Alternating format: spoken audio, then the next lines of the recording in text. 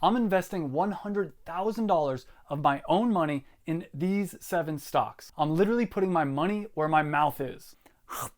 And these 7 stocks are my top picks based on their potential growth and ability to withstand a recession. And at the end of the video, I'll reveal my number 1 investment for 2021. And it's not a stock, it's not a cryptocurrency, it's the one thing that you should invest in if you have $10,000 or less to invest. And make sure to like this video because this video cost me $100,000 to make. For the number 1 pick, we have Amazon, and Amazon has a market cap of $1.8 trillion. It also has a PE ratio of 70, which is a little bit high, but keep in mind, part of the reason the PE ratio is so high is because they invest so much of their profit back into the company, back into research and development, back into advertising. And the reason I chose Amazon as my first stock to buy is because e-commerce in the United States is growing like crazy.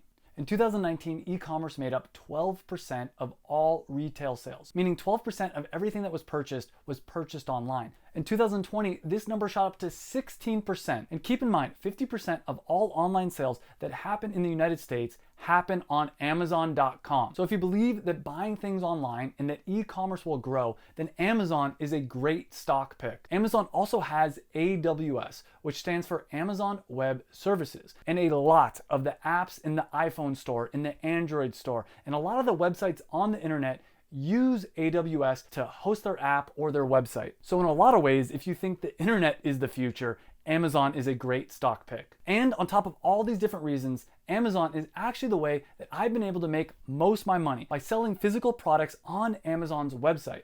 And that's usually what I talk about on this channel. So if you want to learn how to make money with Amazon, make sure to subscribe. And because of all these reasons, I'm going to invest $7,000 into Amazon. And if you don't have Robinhood yet and you want to get your free stock, you can use the link down below to get a free stock. My free stock made me $2.72. Hopefully your free stock will be worth more. And boom, I own almost 2 shares worth of Amazon stock. Number 2 is Shopify with a market cap of $190 billion and a PE ratio of 119. This company allows people to easily build online stores. And again, if you believe that e-commerce is the future, this is a great stock pick because a lot of online stores are hosted using Shopify. And the beautiful thing about this company is they're reinvesting into the business like crazy. And they have a great business model because as more people learn that they can make money online, more people are going to naturally want to create their own online stores. They're going to want to follow their passions, create their own businesses. On the flip side, in recessions, when people lose their jobs, they're going to need to find ways to make money, and creating your own online business is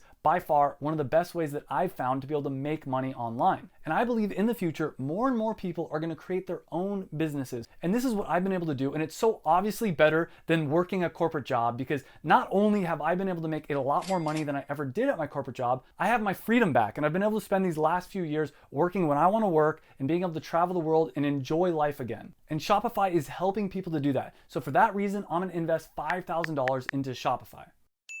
Number 3 is Spotify. And Spotify is not only taking over the music industry, they're also taking over the podcast industry. They've started buying exclusive rights for podcasts like the Joe Rogan Experience, Armchair Expert, and a bunch of other extremely popular podcasts. I noticed when the Joe Rogan podcast moved over to be exclusively on Spotify, I also started listening to all my podcasts on Spotify. The same thing happened with my girlfriend in Armchair Expert. When that moved over to Spotify, she started using Spotify a lot more regularly. Now, I think that Spotify is going to do for audio what YouTube has done for video. They're going to make it so it's very easy for podcasts to be able to advertise on their podcasts. I also believe they're going to give a lot more metrics and data to the creators, which is going to lead to more money for the advertisers and ultimately more money for Spotify. Spotify has a market cap of $50 billion, and last year they didn't make any money, but Q1 of this year, they finally started showing a profit, and I think they have a business model that can work in good times and in bad times. In the good times, when the economy is doing well, people can sign up for their premium service. However, if the economy were to take a downturn, they can still offer a free service that's supported by ads. So either way, Spotify makes money. And for that reason, I'm buying $3,000 worth of Spotify stock. Next up is VWO, which is an emerging markets ETF. And this is a mix of the top companies from countries like China, Brazil, Taiwan, South Africa. And as these countries continue to develop, these stocks are gonna boom. But what makes this stock pick so powerful is that it's balanced. We're not picking any one company, because when you pick just one company, Some random thing could happen that ends up causing the company to go out of business. But what we're doing with an ETF is betting on the economy as a whole instead. Now, I only put a small percentage of my net worth into individual companies. In a lot of ways, picking individual stocks is a little bit like legal gambling, but an ETF over the long run is a much more stable way to watch your money grow. And for that reason, I'm putting $20,000 into VWO.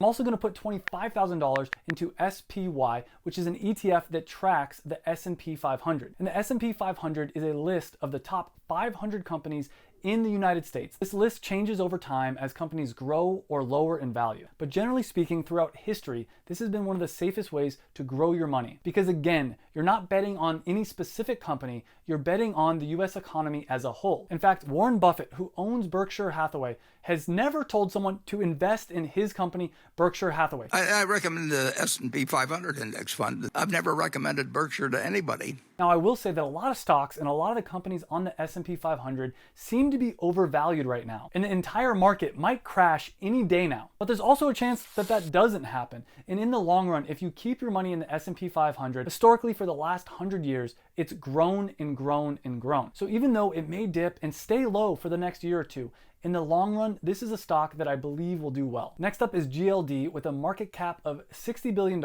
and a PE ratio of 30.33. And Ray Dalio, a multi-billion-dollar investor, says if you don't own gold, you know neither history nor economics. And that's because the markets are unpredictable. But the price of gold has been steadily going up for thousands and thousands of years. And gold is a hedge on inflation. Inflation often happens when a country prints too much money too quickly, which sounds a lot like what happened last year. Around 40% of all US dollars ever printed were printed in the last year. And I don't know if we're going to experience inflation. Different people have different things to say about this. But as inflation happens and money becomes less valuable, gold will become more valuable. Also, if there's a major recession, if a government or an economy collapses, it's likely that gold will become more valuable. And for that reason, I'm going to put $25,000 into gold. Now, rather than buying physical bars of gold, which can be clunky and hard to resell, I'm going to buy a gold ETF that tracks the price of gold. And there's two companies that are the most popular gold ETFs. That's GLD and IAU. Both of these companies buy physical gold and store it in their vaults. But at the end of the day, there could be an issue with one or the other ETF. And to just doubly protect my money, I'm going to invest $12,500 into each of these two different ETFs. Number 6 is Bitcoin with a market cap of $652 billion. This is, depending on who you ask, the future of currency, the future store of value. Basically, it's going to replace gold, or just the future of the internet as a whole. Now, I want to be clear. I don't know what's going to happen to Bitcoin 3 months from now, 6 months from now, a year from now, but I don't care. I'm investing in Bitcoin because I believe in the next 10, 20, 30 years, this is going to be an asset class that a lot of people are going to want to have. And since there's only ever going to be 21 million Bitcoin, I think this is an asset that's going to increase in value over time. Even if it doesn't revolutionize the world of finance, I think this is going to be a cool collector's item that the future millionaires and billionaires are going to want to have some of. And there are already more millionaires in the world than there are Bitcoins. So if every millionaire just wanted to have 10% of their portfolio in Bitcoin, the value of Bitcoin would skyrocket like crazy. And here's the truth about Bitcoin no one is talking about. It's not that the older generations are going to change their mind about Bitcoin, though that is happening.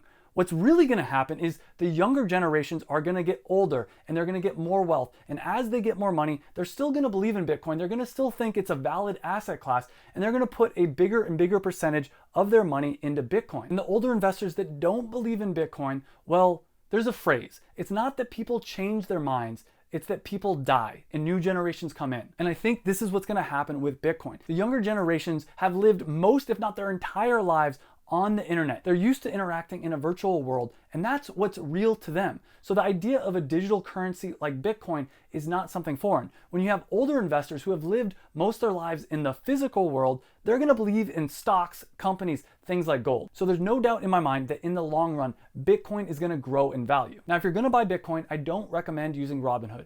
I recommend using Coinbase instead, because if you buy Bitcoin, using Coinbase, you can send Bitcoin to other people. You can use it for transactions. You can even send it to yourself and create a more secure private wallet. So because of that, I recommend using Coinbase. And if you want to get $10 in Bitcoin absolutely for free just by signing up, click the link down below. And by using that link, you'll get $10 worth of free Bitcoin. And I'm going to be investing another $10,000 into Bitcoin. I want to share with you my top investment for 2021 in just a minute or two. But first, at number 7 is Apple, with a market cap of $2.36 trillion and a PE ratio of 31.78. This is the largest company by market cap in the world. And one of the reasons I decided to buy this stock is because they have a dividend of 0.61%.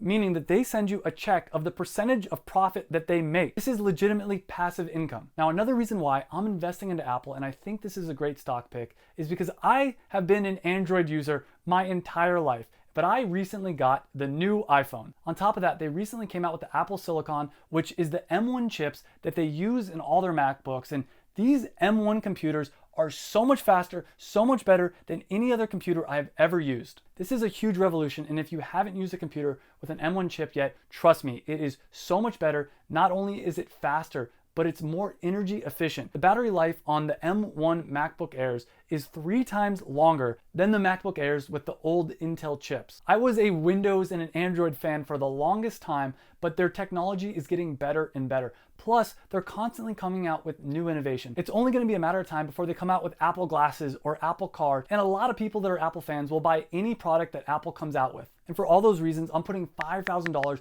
into Apple stock. Basically, it's the same amount of money that I've spent on all my different Apple gadgets. By investing it in the stock, my money can actually grow. And as an example, if 9 years ago when I bought my first MacBook Air for $1,000, if I would have put that same amount of money into Apple stock, that stock would now be worth $10,000. And I firmly believe that as your preferences change, that should be a light bulb moment on which stocks you should invest in. Now, I don't think that most people should invest in stocks, especially if you have less than $10,000 that you're looking to invest. First off, make sure that you have 6 months worth of savings just in case something crazy happens. We all saw last year that a lot of really crazy things can happen, and you need to make sure that you have that rainy day fund. Then after that, if you have $10,000 or less to invest, I don't recommend doing stocks. I don't recommend doing cryptocurrency. There is a better investment than all that. What I think you should invest in instead is the same thing that pretty much every single top investor would agree upon. The number one investment that you can make in 2021 is to invest in yourself. It's the only investment that's always going to go up in value.